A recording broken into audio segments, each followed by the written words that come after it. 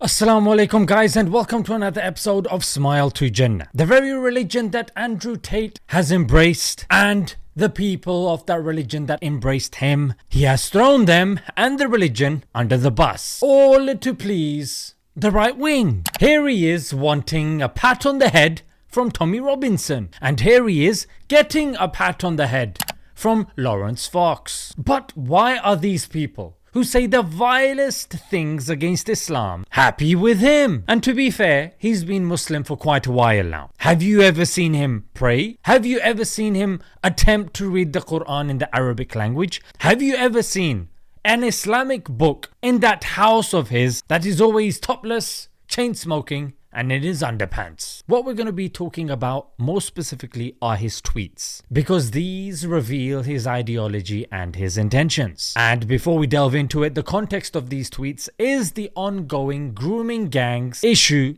in the United Kingdom. Let's look at the first tweet. Muslims have committed the actions. Yes. So you can see, it's not a very good start, is it? Holding the Muslims collectively. He's using the term Muslims.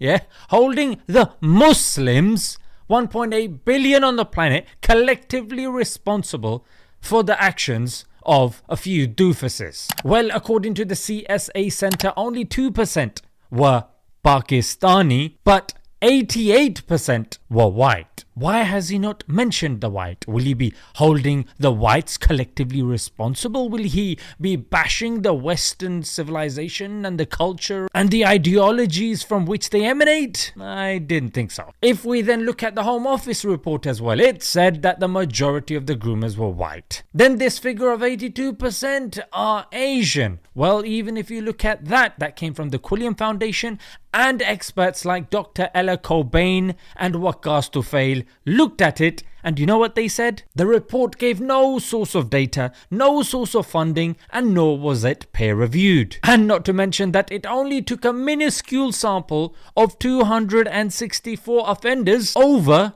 12 years. Then he goes, Muslims defending the actions. Which ones? Yeah, which Muslims? Because the headlines and our community leaders and our teaching say the complete opposite. Maybe you haven't seen it because you're too busy kowtowing to the far right. Then he goes, Muslim population in Europe is the most extreme. Now this comment was so unhinged that even the chain smoker Mr. Masculinity himself had to delete it. Then he chimed in on Shamima Begum. Well, seeing as you're very passionate about the grooming gangs issue, you should know Shamima Begum was also groomed to join ISIS. And what's worse is her crossing the border was facilitated by Canadian Secret Service, which was subsequently covered up by the UK Secret Service. So you had the higher ups facilitating kids to go, and then when they actually go, oh,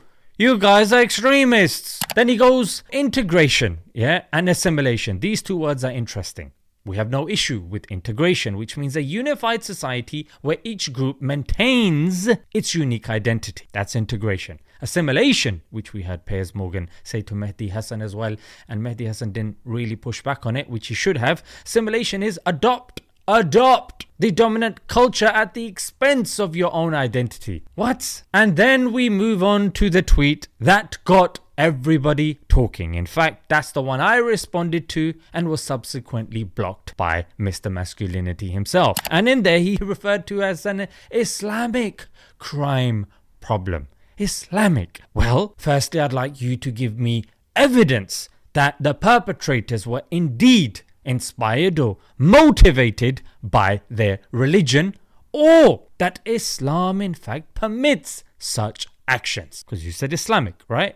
So the victims were clearly plowed with drugs and alcohol. We know both drugs and alcohol are forbidden in Islam. We know premarital relations in Islam are not only forbidden but have severe punishment, as does child abuse. So what's Islamic about the whole thing? And why are you pushing this forward? You know why? Because Andrew Tate has now become a follower rather than the leader. Rather than escaping from the Matrix, he's that bold guy with the goatee that sells out Morpheus and the crew in the Matrix because he likes it in the Matrix and wants to go back. And we've seen this because he's only picking specific sexual abuse as his right-wing idols are doing, and he's collectively blaming Muslims and then slowly shifting the blame on the religion itself. But then he says, I'm looking out for you, mate. Remember what I did? Remember what I did after October 7th? I went on Piers Morgan.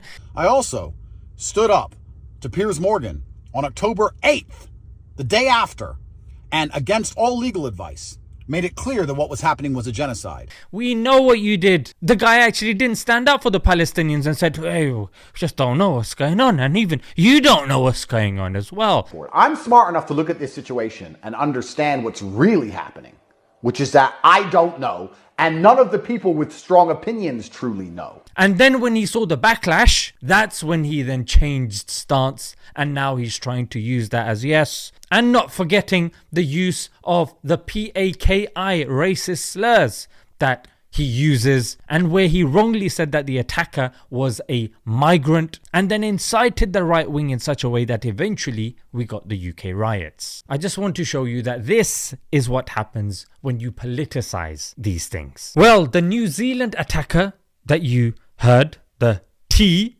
of course, because he murdered 51 people in a mosque in New Zealand. On his ammunition, he wrote for Rotherham. That's one of the places affiliated with this whole grooming gangs issue. Number 2, an innocent 81-year-old man in Rotherham called Mohsin Ahmed, in Rotherham, same place. He was kicked to death by 2 white people that called him the P word and a groomer. He was, of course, innocent, had nothing to do with it, but they saw a brown guy, elderly, and they murdered him. Number 3, you probably heard of the Finsbury Park attacker who killed 1 person outside the mosque. Darren Osborne, he also mentioned the grooming gangs thing as well. And Andrew Leake, the firebomber at Dover Centre.